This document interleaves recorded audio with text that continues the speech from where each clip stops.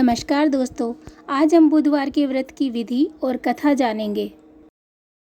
बुध को बुद्धि का कारण भी माना गया है, जो कि एक महत्वपूर्ण ग्रह है। अगर किसी की कुंडली में बुध खराब हो तो उसके जीवन में कभी भी तरक्की नहीं होती और साथ ही उसे कभी कामयाबी भी नहीं मिलती। बुध को व्यापार और बहन बेटी का कारक भी माना गया है। इस दिन भगवान गणेश का दिन होता है, जो कि बुद्धि के देवता माने जाते हैं। तो गणेश जी का व्रत रखने से सभी विघ्न बाधाएं दूर होती हैं, इसलिए इन्हें विघ्नहर्ता भी कहा जाता है। अगर कोई सच्चे मन से इनका पूजन करता है तो उसको जीवन में धन और सुख समृद्धि की कभी कमी नहीं होती। गृह शांति और सर्व सुखों की इच्छा रखने वालों को बुधवार का व्रत करना चाहिए। इस व्रत में रात दिन में एक बार ही भोजन करना चाहिए। इस व्रत के समय हरी वस्तुओं का उपयोग करना श्रेष्ठ रहता है और व्रत के अंत में शंकर जी की पूजा जरूर करें। धूप, बेल पत्र आदि से उनकी पूजा करनी चाहिए। साथ ही बुधवार की कथा सुनकर आरती के बाद प्रसाद लेकर ही जाना चाहिए।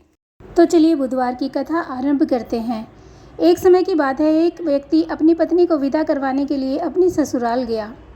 वहाँ पर कुछ दिन रहने के बाद सास ससुर से विदा करने के लिए कहा, किंतु सबने कहा कि आज बुधवार का दिन है, आज के दिन गमन नहीं करते हैं।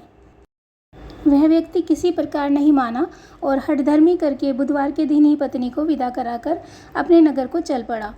राह में उसकी पत्नी को प्यास लगी तो उसने अपने पति से कहा कि मुझे बहुत जोर से प्यास लगी है। तब वह व्यक्ति लोटा लेकर रथ से उतरकर जल लेने चला गया।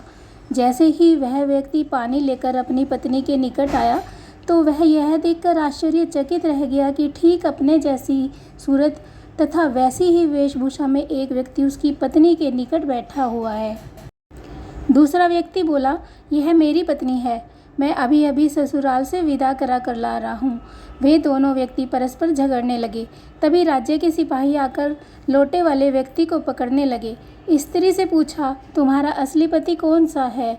तब पत्नी शांत ही रही, क्योंकि दोनों एक जैसे थे। वह किसे अपना असली पति कहे? वह व्यक्ति ईश्वर से प्रार्थना करता हुआ बोला, हे परमेश्वर, यह क्या लीला है कि सच्चा झूठा बन रहा है। तभी आकाशवाणी हुई कि मूर्ख, आज बुधवार के दिन तुझे गमन नहीं करना था। तूने किसी की बात नहीं मानी। यह सब लीला बुद्धदेव भगवान की है।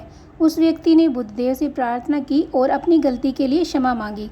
तब बुद्धदेव जी अंतर्ध्यान हो गए। वह अपनी स्त्री को लेकर घर आया और बुधवार का व्रत वे दोनों पति पत्नी नियम पूर्वक करने लगे। कहते हैं, जो व्यक्ति इस कथा को पढ़ता या सुनता है उसको बुधवार के दिन यात्रा करने को कोई दोष नहीं लगता। उसको सर्व प्रकार के सुखों की प्राप्ति होती है। बोलो गणपति महाराज की जय।